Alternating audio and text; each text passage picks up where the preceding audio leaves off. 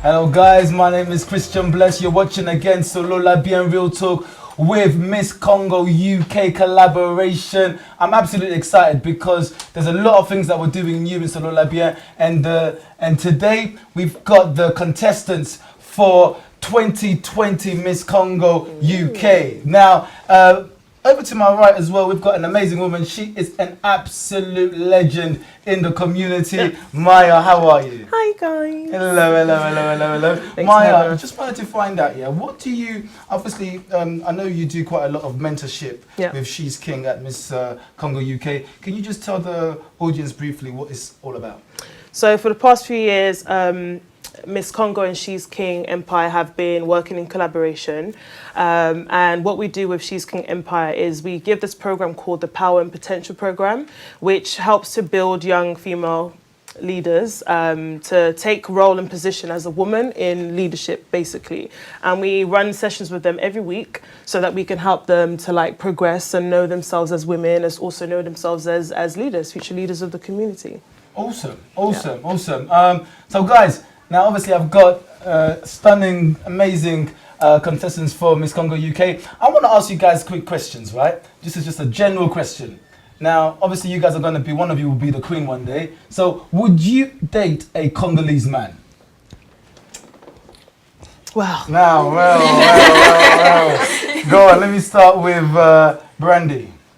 Yes, I will. I feel like the only reason why is because I feel like the whole tradition is I know it already type of thing, and I feel like if I marry someone else from a different culture, that's learning a whole new different thing, and I don't really want that. I feel like because I already know my culture and I already know the tradition, I feel like it's only right if I marry a Congolese guy. A lot of people say that Congolese men are trash, but you're thank you very much. Let me start with what about yourself, Pauline? I mean, yeah, I would definitely love to marry a Congolese man. Yeah. Okay. Babette?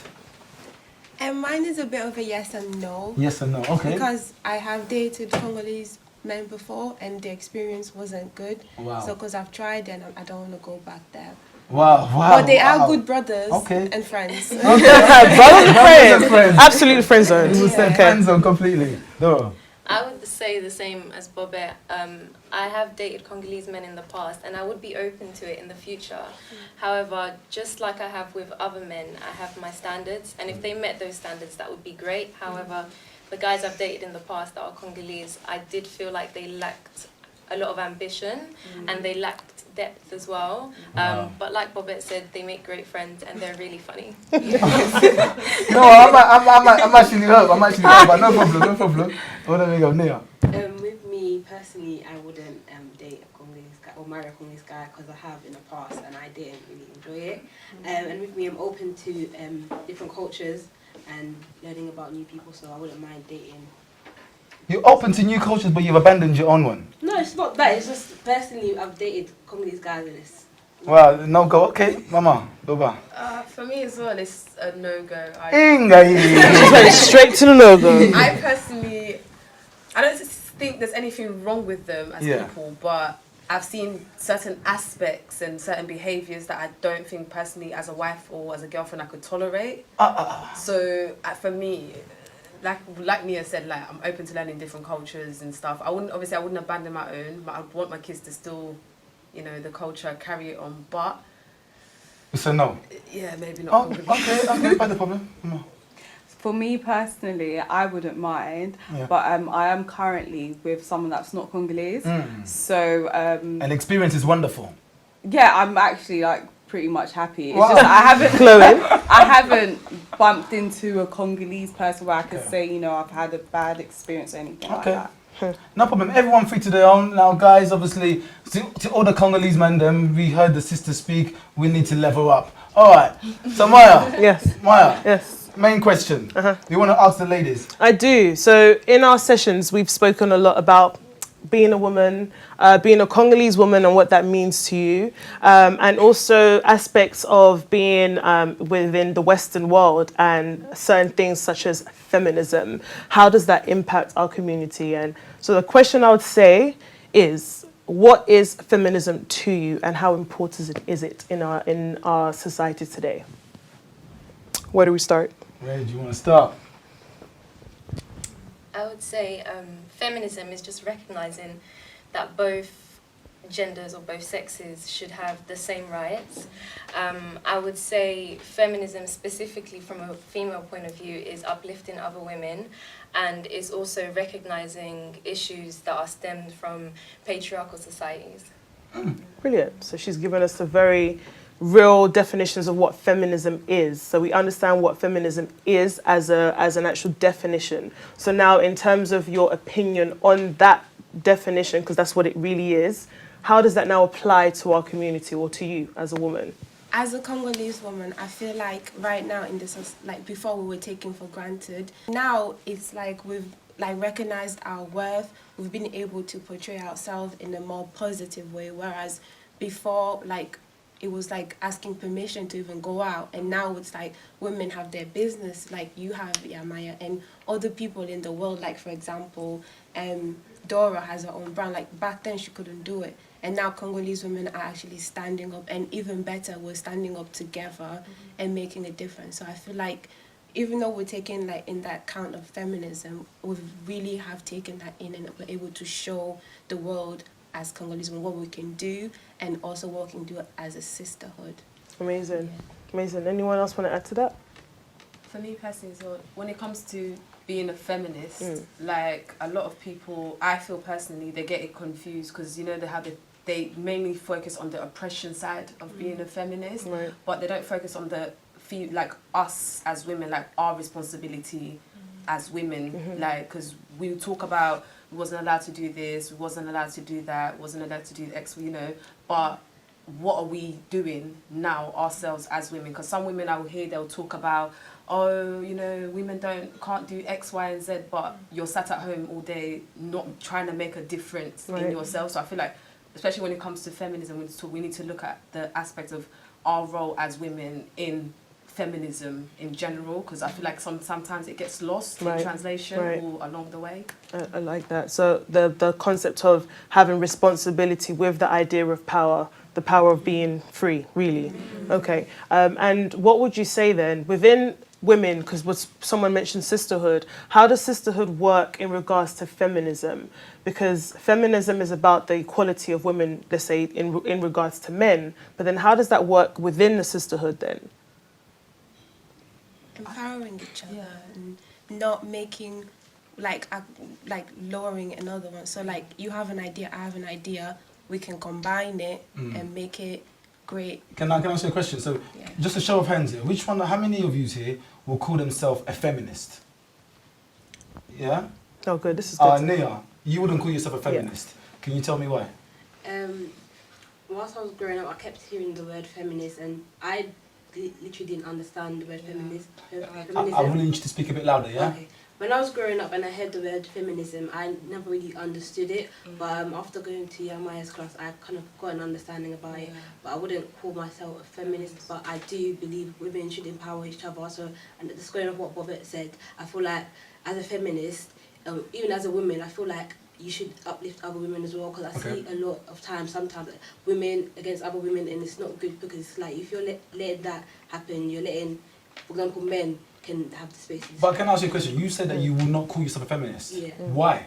Because I'm still learning about it, and I still don't understand what it is exactly, so I wouldn't call myself that. Because the lack of knowledge is what's causing the not calling yourself a feminist. Yeah. And did you say that you will call yourself a feminist? Yes or no? No, you're not. You're not a feminist as well. No, because I don't know what the meaning of it is. Okay. I'm still learning, and I'm still getting the knowledge of it. Like, I feel like in like primary school, secondary school, we never really spoke about it, so I didn't know about it. I feel like as soon as I came to Miss Congo, we've been talking a lot about it, and I feel like, I've got the knowledge of it. Just a quick question, I know you're going to ask something very quickly. Is feminism a fight against men, or feminism a fight for equality?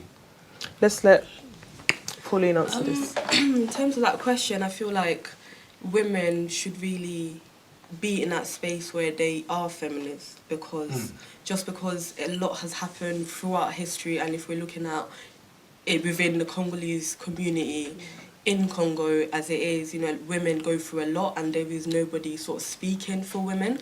So it's not a case of women against men. It's just a case of empowering those women to actually stand and know that, you know, the times has changed. They shouldn't just lay down and take whatever is that's being given to them, that they can actually, you know, stand up and make choices for themselves and make decisions that could, you know, elevate the next generation coming up. So. Brilliant.